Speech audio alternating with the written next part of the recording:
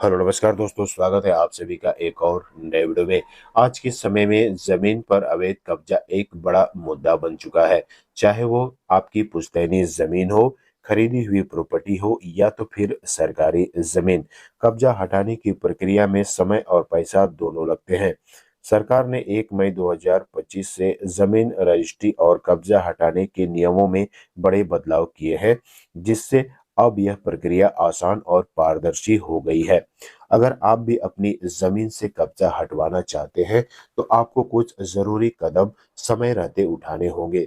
इस वीडियो के माध्यम से हम आपको बताएंगे कि 1 मई 2025 से पहले किन 6 जरूरी कामों को करना बेहद जरूरी है, ताकि बाद में आपको पछताना ना पड़े। आजकल डिजिटल इंडिया के जमाने में जमीन खरीद फरोख्त की और रजिस्ट्री की प्रक्रिया में काफी बदलाव आ चुके हैं। सरकार ने ऑनलाइन रजिस्ट्रेशन, आधार लिंकिंग, वीडियो रिकॉर्डिंग जैसी सुविधाएं शुरू की है, जिससे फर्जीवाड़ा और विवादों पर लगाम लगाई जा सके। अगर आपकी जमीन पर किसी ने कब्जा कर लिया है और कब्जा करने की कोशिश कर रहा है, तो अब आपके पास कानूनी और डिजिटल दोनों तरह के विकल्प मौजूद है। इस वीडियो में हम आपको स्टेप बाय स्टेप बताएंगे कि जमीन से कब्जा हटाने के लिए कौन कौन से दस्तावेज जरूरी है और किस विभाग में शिकायत करनी है, और नए कानूनों के तहत आपको क्या फायदा मिलेगा। साथ ही हम आपको बताएंगे कि अगर आप इन जरूरी कामों में देरी करते हैं, तो आपको किन किन परेशानियों का सामना करना पड़ सकता है। तो चलिए आज के इस वीडियो को पूरी विस्तार से देख लेते हैं। तो सरकार ने 1 मई 2025 से जमीन रजिस्ट्री और कब्जा हटाने के नियमों में बड़े बदलाव किए हैं। इस बदलाव का मुख्य उद्देश्य प्रक्रिया को तेज, पारदर्शी और सुरक्षित बनाना है। अब डिजिटल रजिस्ट्रेशन, आधार लिंकिंग, वीडियो रिकॉर्डिंग और ऑनलाइन फीस जैसी सुविधाएं उपलब्ध है। इससे न सिर्फ समय की बचत होगी, बल्कि फर्जीवाड़ा और विवादों पर भी रोक लगेगी। जमीन से कब्जा हटाने के लिए 6 जरूरी काम आपको करना है। उसमें से आप जान लेते हैं कि वो 6 कारण आखिर है क्या। सबसे पहला है जमीन के सभी दस्तावेज तैयार रखना। अपने जमीन के सभी कागजात जैसे कि रजिस्ट्री, खसरा खतौनी, जमाबंदी, मोटेशन आदि को एक जगह इकट्ठा कर लें। Aadhaar card, PAN card, voter ID card जैसे पहचान पत्र भी रखें। पुराने रिकॉर्ड या कोर्ट के आदेश अगर कोई है, तो उसकी कॉपी भी रखें। जमीन की फोटो, वीडियो और कब्जा करने वाली की पहचान से जुड़े सबूत भी इकट्ठा कर लें। दूसरा नंबर पे आता है डिजिटल रजिस्ट्रेशन करवाएं। सरकार ने अब जमीन रजिस्ट्री को पूरी तरह डिजिटल बना दिया है।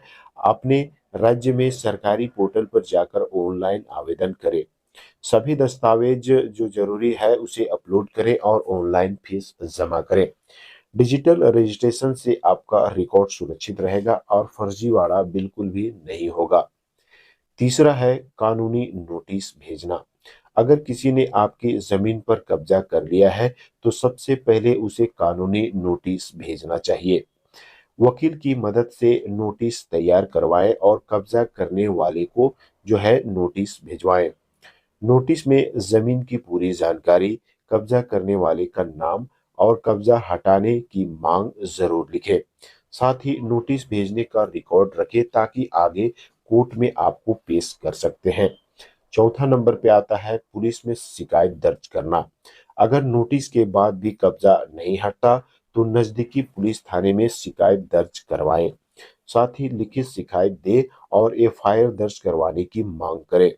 उसके बाद आपको पुलिस के पास जाने से कब्जा करने वाले पर दबाव बनेगा और मामला गंभीरता से लिया जाएगा। पांचवा नंबर है कोर्ट में केस दाखिल करना। अगर पुलिस भी कार्रवाई नहीं करती है या कब्जा हटाने में देरी करती है, तो सिविल कोर्ट में आपको केस दाखिल करना है। साथ ही कोर्ट में कब्जा हटाने की याचिका लगाए और अपने सभी दस्तावेज और सबूत पेश करें। उसके बाद कोर्ट के आदेश के बाद प्रशासन कब्जा हटाने के लिए मजबूर होगा। छठे नंबर पे है राजस्व विभाग या नगर निगम में शिकायत करना। अगर आपकी जमीन शहरी क्षेत्र में है, तो नगर निगम या नगर पालिका में शिकायत करना चाहिए। ग्रामीण क्षेत्र में तहसील, राजस्व विभाग या ग्राम पंचायत में आवेदन आपको भी देना चाहिए।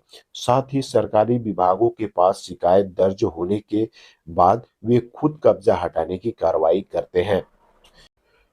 तो दोस्तों, इन 6 तरीकों से जो है आप अपने ज़मीन पर कब्ज़ा हटाने में मदद आपको मिल सकता है, इन प्रक्रियाओं का फ़ायदा करके। इसलिए आपको इसकी जानकारी ज़रूर रखनी है और द ज़्यादा से ज़्यादा लोगों में शेयर भी करना है, ताकि आपके साथ-साथ उन सभी लोगों को इसकी जानकारी मिल सके। तो चलिए, आज के इस वीडियो में इतना ही। मिलते हैं एक नए वीडियो में, तब तक के लिए जय हिंद।